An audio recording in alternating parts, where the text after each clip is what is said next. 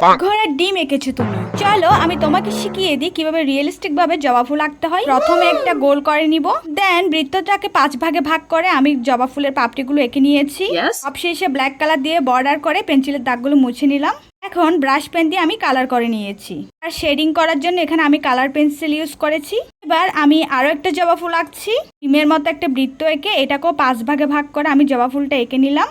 নিচে 2টা পাতাও দিয়ে দিয়েছি। অর্ডারটা করার পর পেন্সিলের দাগগুলো মুছে দিয়েছি। তারপর ডমসের পিঙ্ক কালার ব্রাশ পেন দিয়ে আমি জবা ফুলটা কালার করে নিয়েছি। আর শেডিং এর ক্ষেত্রেও আমি ব্রাশ পেনেই ইউজ করেছি।